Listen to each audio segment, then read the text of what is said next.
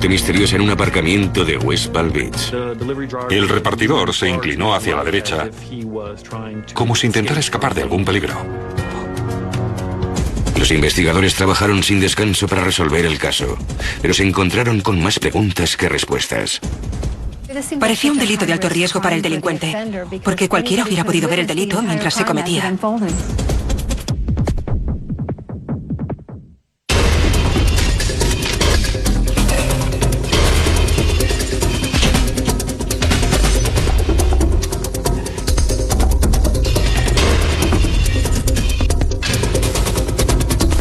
Las pruebas del crimen. Reparto mortal. West Palm Beach, Florida. Un popular y soleado paraíso. Pero una noche... 911, emergencias. Hubo problemas en el paraíso. Le han disparado a un hombre en su coche justo delante de mi edificio. ¿Podrían enviar a alguien? ¿Me da la dirección? Nos llamaron porque habían disparado en un bloque de apartamentos. Allí encontraron un coche de reparto de pizzas con el conductor dentro.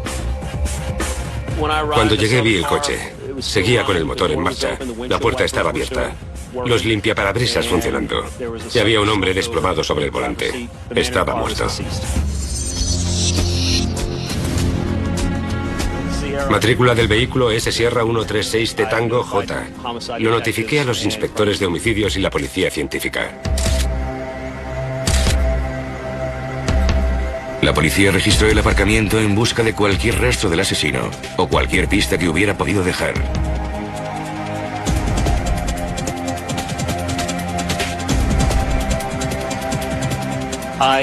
Llamé a la unidad canina y vinieron para que los perros buscaran en la zona la posible arma homicida. Pero el registro no proporcionó ninguna prueba.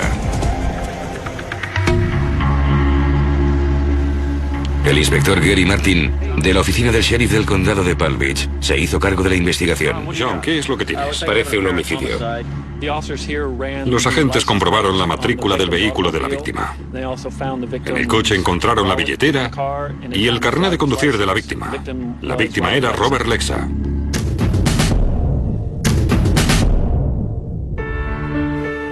Además de tener 2 empleos de día, Robert Lexa también repartía pizzas por la noche para mantener a su familia. Inicialmente, y en base a que se sabe que los repartidores de pizzas llevan dinero, lo más probable era que se tratara de un robo. Pero las pruebas contradecían la teoría inicial. Encontramos $211 en efectivo y cheques en la billetera del señor Lexa. Ya que el asesino no había actuado para robar el dinero, los investigadores necesitaban averiguar el móvil. Llamamos a la puerta de los apartamentos que daban al aparcamiento para ver si había algún testigo. Uno de los vecinos nos dijo que estaba en su jardín y oyó el ruido de alguien corriendo por el canal que daba a su jardín.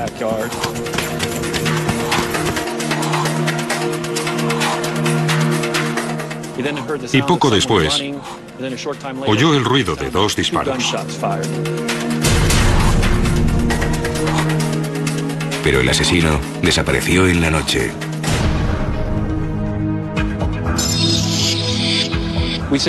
Enviamos el cuerpo de la víctima a la oficina del forense y el coche del señor Lexa al garaje de la policía científica para que lo registraran en busca de alguna prueba.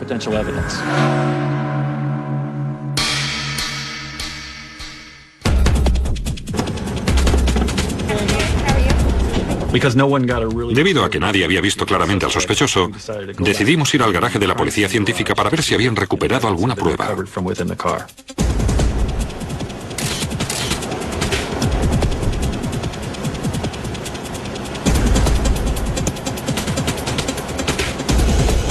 La experta del laboratorio utilizó una aspiradora con filtros especiales en busca de pruebas microscópicas.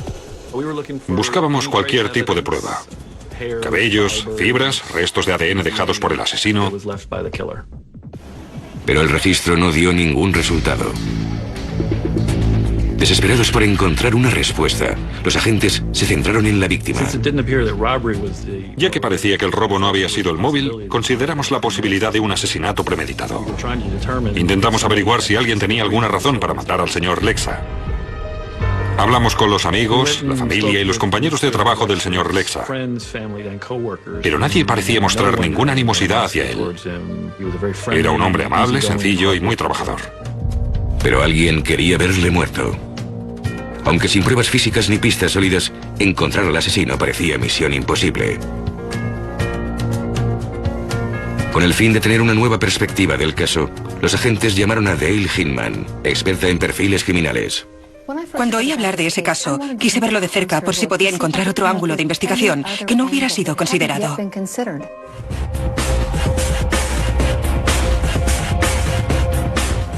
Por lo que vi en las fotos de la escena del crimen y los informes de la investigación, no parecía un asesinato por razones personales. ¿Podría la agente especial Hinman aportar algo nuevo a la investigación? Tras la misteriosa muerte a tiros de Robert Lexa, repartidor de pizzas, Dale Hinman intentaba encontrar el rastro del asesino. Necesitábamos determinar si era un acto de violencia fortuito o si Robert Lexa había sido elegido como blanco. Quería ir a la escena del crimen para ver si en el bloque de apartamentos había algo específico que nos ayudara a centrar la investigación.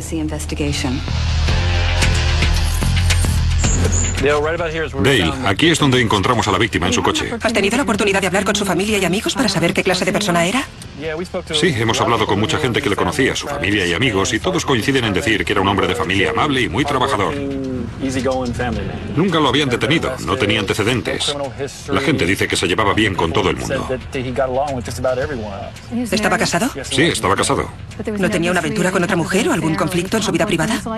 No hemos averiguado nada. ¿Y tenía más de un empleo? Sí, lo cierto es que cuando murió tenía 3 empleos. ¿Habéis identificado a la persona que pidió la pizza? Sí, en efecto.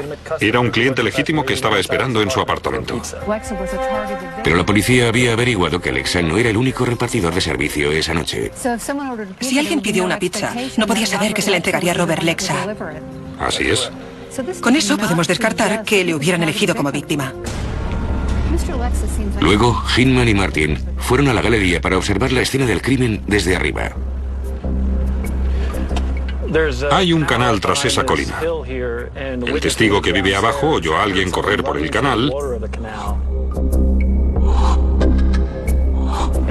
y poco después oyó 2 disparos. Gary, parece un delito de alto riesgo para el delincuente porque en cualquier momento alguien hubiera podido salir de uno de los apartamentos y ver el delito mientras se cometía. Sí, lo cierto es que varias personas del edificio denunciaron haber oído los disparos. Así que la víctima estaba en su coche cuando le dispararon. ¿Dónde estaba el asesino? Parece probable que la persona que le disparara al señor Lexa estuviera junto a la puerta abierta del conductor. ¿Dónde recibió el impacto de la bala? Las 2 balas impactaron en el antebrazo izquierdo del señor Lexa y entraron por el abdomen. Debido a que las balas fueron disparadas a corta distancia y ambas le dieron en el brazo a la víctima, deduje que no se trataba de un asesino profesional.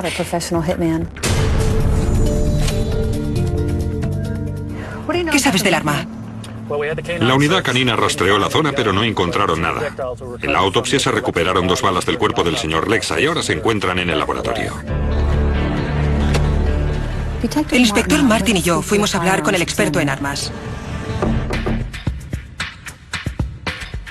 Esperábamos averiguar algo más sobre las balas y el arma utilizada.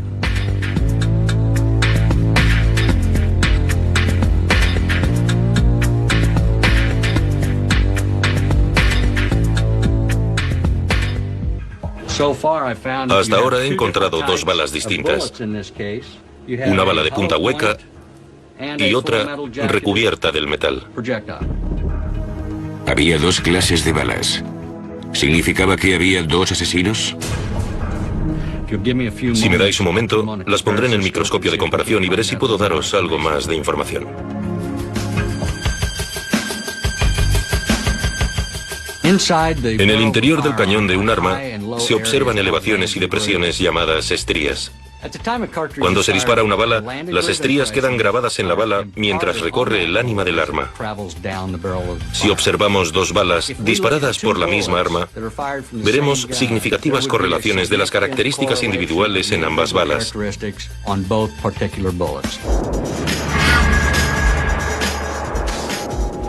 Creo que he encontrado algo que os interesará. Si os acercáis, os mostraré en el monitor lo que he encontrado. Las impresiones de las estrías en ambas balas eran idénticas.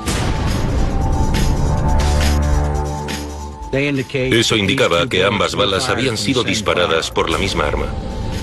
Solo disparó una persona. Pero el hecho de que utilizara dos clases de balas le proporcionó información importante a la agente Hinman. El hecho de que hubiera dos clases de bala sugería que el asesino era muy joven o que adquiría las balas donde le era posible. A medida que el perfil de Dale iba adquiriendo forma, el inspector Martin recibió noticias importantes del encargado de Lexa. Inspector Martin, ¿cuánto dinero? Me dijo que según los recibos de la noche del asesinato, el señor Lexa debería haber tenido $450. Sin embargo, nosotros solo encontramos $211 la noche en que fue asesinado. Gracias. Eso nos hizo reconsiderar el motivo del robo. El robo volvía a ser un posible móvil, y era posible que los inspectores hubieran identificado a dos potenciales sospechosos. Otro caso de robo. Dos individuos negros con máscaras. Milton Williams y Charles Hobbs habían sido detenidos por robo a mano armada a la misma cadena de pizzerías para la que trabajaba Lexa. ¿Estaban los investigadores más cerca de resolver el misterio del repartidor asesinado?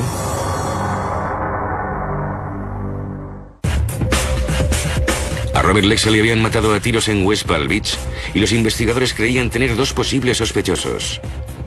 Milton Williams y Charles Hobbs habían sido detenidos por robar en la misma cadena de pizzerías en la que trabajaba Lexa. ¿De día o de noche? De noche. Pero cuando los agentes interrogaron a Williams y a Hobbs sobre su paradero en la noche del asesinato de Lexa, sus coartadas eran a toda prueba. En ese momento la investigación entró en punto muerto.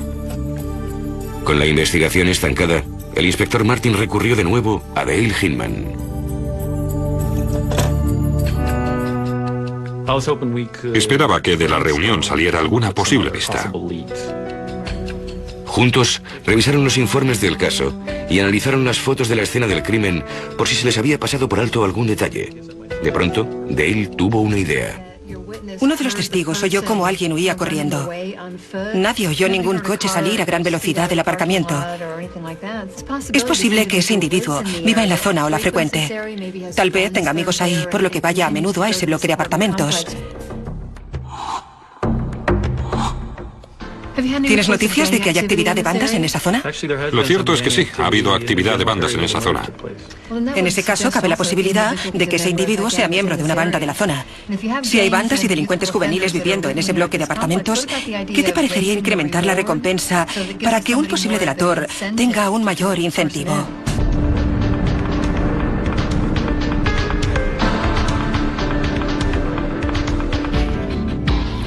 Siguiendo las sugerencias de Dale, los agentes buscaron delitos cometidos por bandas en la zona. Y dieron en el clavo. Oficina del sheriff del condado de Palm Beach, 911. 4 miembros de una banda habían sido detenidos recientemente por el robo de un coche. Uno de ellos, un hombre llamado Wallace Gaskins, dijo que a cambio de una reducción de la condena, les diría quién era el asesino de Robert Lexa. Una vez supimos que el señor Gaskins podría tener información, queríamos saber más. Llevamos al señor Gaskins a la comisaría para interrogarle. Nos dijo que era miembro de la banda MOB. Gaskins mencionó que la última vez que había hablado con Jerónimo Castillo, otro de los miembros de la banda, este le confesó que había matado al repartidor de pizzas. Le pedimos al señor Gaskins que esperara en la sala de interrogatorios mientras investigábamos los antecedentes de Jerónimo Castillo. Introduje el nombre de Castillo en la base de datos y averigüé que vivía en el mismo bloque de apartamentos en el que fue asesinado el señor Lexa. Como había predicho Dale. Cuando el inspector Martin presionó a Gaskins para conseguir más información, se enteró de que el arma homicida estaba en casa de otro miembro de la banda. Fuimos a la casa del miembro de la banda y recuperamos el arma. ¿Demostrarían las pruebas de balística que era la utilizada para matar a Robert Lexa? El inspector Gary Martin creía haber recuperado el arma utilizada para matar a Robert Lexa. Llevé el arma al laboratorio de balística.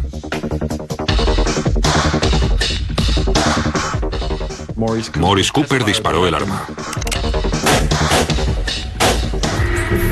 Cooper comparó las balas de la prueba con los fragmentos encontrados en el cuerpo de la víctima.